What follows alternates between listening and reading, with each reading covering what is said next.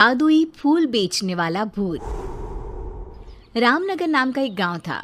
उस गांव से दूर एक सुनसान जगह थी जहां पर एक डरावना भूत रहता था। उस भूत ने अपने घर में तरह तरह के रंग बिरंगे फूल उगा रखे थे, जिन्हें वो टोकरे में भरकर आम आदमी के रूप में बेचने के लिए ले जाया करता था। रामनगर के पास ही में एक बस स्टैंड था, जहां एक दिन वो भूत एक आम आदमी के रूप में अपना फूलों से भरा टोकरा लेकर जाता है और बोलता है, अरे वाह, फूल बेचने के लिए ये जगह तो सबसे बढ़िया है। यहाँ तो बहुत से लोगों का आना जाना लगा ही रहता है। तभी वहां एक बस आकर रुकती है और भूत जोर जोर से आवाजें लगाने लगता है। फूल ले लो, फूल, सुंदर सुंदर रंग बिरंगी फूल ले लो, फूल। तभी बस में बैठा एक आदमी फूल वाले को बुलाता है। अरे फूल वाले भैया, ये लाल वाले फूल कैसे दिए हैं?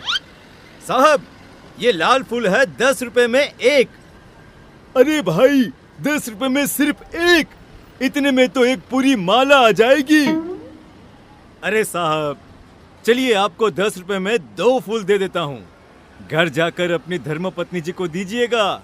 ये लाल फूल देखेगी तो वो बहुत बहुत खुश हो जाएंगे। बस में बैठे कुछ और लोग भी उससे फूल खरीद लेते हैं और बस वहां से चली जाती है।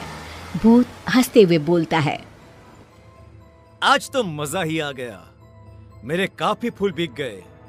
अरे इन सब लोगों को क्या पता कि मेरे इन फूलों की खुशबू जो भी सुंदर औरत लेगी वो मेरे वश में हो जाएगी, और इन फूलों का असर सिर्फ सुंदर औरतों पर ही होगा, और वो सब छोड़ छाड़ कर मेरे पास भागी चली आएंगी।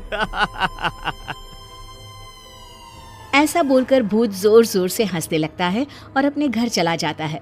फिर बस वाला आदमी अपने घर पहुंचकर अपनी पत्नी को बुलाता है और मुस्कुराते हुए उससे कहता है, ओ मेरी प्यारी शीला, अरे जरा देख तो, आज मैं तुम्हारे लिए क्या लाया हूँ। अजी क्या बात है, आज तो आप बहुत खुश नजर आ रहे हो।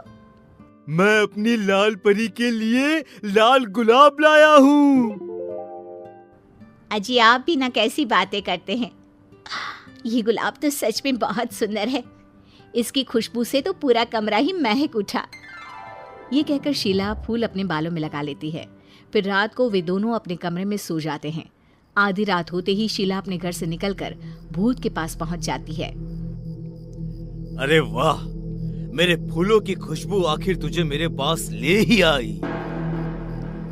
फिर भूत शीला को एक कमरे में बंद कर देता है। तभी 2 और सुंदर औरतें वहां आती हैं। वे औरतें भी उस भूत के वश में होती है।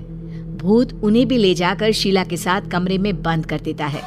अगले दिन भूत फिर से आम आदमी का रूप लेकर बस स्टैंड पर फूल बेचने के लिए जाता है, और तभी लोगों से भरी हुई बस स्टैंड पर आकर रुकती है। फूल ले लो, फूल, सुंदर सुंदर खुशबूदार रंग बिरंगी फूल, हर तरह के फूल है मेरे पास। फूलों की माला, फूलों का गजरा, जो भी पसंद आए वो ले लो। अभी बस में 2 दोस्त रामू और श्यामू बैठे होते हैं। अरे फूल वाले, एक सुंदर सा गजरा तो देना भाई। अरे वाह रामू, क्या बात है, भाभी जी के लिए गजरा? हाँ भाई, तेरी भाभी को बालों में फूल लगाना बहुत पसंद है। अरे श्यामू, तू भी कुछ ले ले अपनी पत्नी जी के लिए, वो भी खुश हो जाएंगी। हाँ हाँ भाई, अरे तुम भी एक गजरा ले लो अपनी पत्नी जी के लिए। वैसे भी सुंदर औरतें बालों में फूल लगाकर और भी सुंदर लगती हैं। ठीक है भाई, अगर तुम इतना कह रहे हो तो एक गजरा मुझे भी दे दो। उसके बाद वे दोनों गजरा लेकर वहां से चले जाते हैं और घर जाकर अपनी अपनी पत्नियों को गजरा दे देते हैं। श्यामू अपनी पत्नी लीला से कहता है, सही कहा था उस फूल वाले ने, सुंदर औरतें बालों में फूल लगाकर और भी सुंदर दिखती हैं। जी आप भी ना कैसी बातें करते हैं। चलिए अब सो जाइए, काफी रात हो गई है। फिर वे दोनों सो जाते हैं। आधी रात होते ही लीला उठती है और अपने कमरे से निकलकर भूत के पास चल पड़ती है। तभी श्यामू लीला को बाहर जाते हुए देख लेता है और लीला को आवाज देता है, अरे भगवान, आधी रात को कहाँ जा रही हो? पर लीला पर भूत के फूलों का असर होता है थोड़ी दूर जाकर लीला गायब हो जाती है और भूत के पास पहुंच जाती है। शामू ये सब देखकर डर जाता है। थोड़ी देर में सुबह होती है और शामू भागते हुए अपने दोस्त के पास जाता है और उसे सारी बात बताता है। अरे भाई, ये क्या बोल रहे हो? कल रात से तेरी भाभी भी नहीं मिल रही है। जब से उसने अपने बालों में गजरा लगाया तब से वह बस फूलों की बातें किए जा रही थी। भाई, हो ना हो हमारी पत्नियों के गायब होने के पीछे जरूर उस फूल वाले का हाथ है। फिर वे दोनों बस स्टैंड पर जाते हैं और फूल वाले का पीछा करते हैं। पीछा करते हुए वे भूत के घर तक पहुंच जाते हैं और चुपचाप खिड़की से देखने लगते हैं।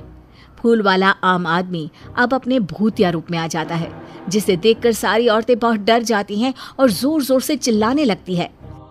अरे नाश पीटे, हमने तेरा क्या बिगाड़ा है जो तू हमें यहाँ पकड़ कर ले आया है?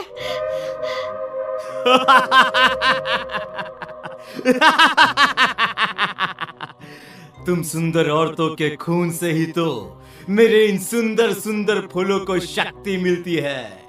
जितनी ज्यादा फूलों को शक्ति मिलेगी मैं उतना ही ताकतवर बनूंगा और फिर पूरे गांव पर सिर्फ मेरा ही राज होगा। आज आधी रात को ही मैं एक एक करके तुम सारी सुंदरियों का खून अपने फूलों में डालूंगा। रामू और श्यामू ये सब खिड़की से देख और सुन रहे होते हैं। तभी रामू बोलता है। अरे भाई श्यामू, यह फूल बेचने वाला तो भूत निकला। अब हमें इन सभी औरतों को भूत के चुंगल से निकालने के लिए कुछ न कुछ करना ही होगा। हाँ भाई, हमारी पत्नी भी तो हमारे लिए कितना कुछ करती है। आज हमारी बारी है इनके लिए कुछ करने की। ये कहकर दोनों गांव चले जाते हैं और गांव के सरपंच को सारी बात बताते हैं। तभी कुछ और लोग भी वहां आ जाते हैं। उनमें से एक आदमी सरपंच से कहता है। सरपंच जी, मेरी बीवी भी 2 दिनों से गायब है। कहीं वो भी उस भूत के पास तो नहीं चली गई? तभी रामू सरपंच से कहता है। सरपंच जी, मेरे पास एक आइडिया है। क्यों न मैं और श्यामू औरत के रूप में किसी तरह उस भूत के पास चले जाए और मौका मिलते ही उसके बगीचे से फूलों को तोड़ दे। अपनी पत्नियों को बचाने के लिए तुम सब उस शैतान भूत से भी लड़ने को तैयार हो। ये देखकर मुझे बहुत खुशी हो रही है। अरे भाई रात होने वाली है। भूत उन सब औरतों को कुछ करे उससे पहले हमें वहां पहुंचना होगा। ये कहकर सभी वहां से चले जाते हैं। रामू और श्यामू साड़ी पहनकर भूत के पास जाते हैं। अरे वाह, आज तो मजा ही आ गया। तुम दोनों कितनी सुंदर हो कि सबसे पहले मैं तुम दोनों का ही खून अपने फूलों में डालूंगा। भूत ये कहकर जोर जोर से हंसने लगता है। अरे मर गया रे नास पिटा, अरे सबसे पहले हमें ही मार डालेगा। रामू मौका देखकर सरपंच और गांव के बाकी लोगों को भूत के फूलों के बगीचे में ले जाता है और सभी मिलकर फूलों को तोड़ देते हैं। जैसे ही फूल टूटते हैं भूत जलने लगता है और जोर जोर से चिल्लाने लगता है। तुम दोनों ने मेरे साथ धोखा किया है, मैं तुम दोनों को नहीं छोड़ूंगा। आखिर भूत राख में बदल जाता है। सभी औरतें भूत के चंगुल से निकलकर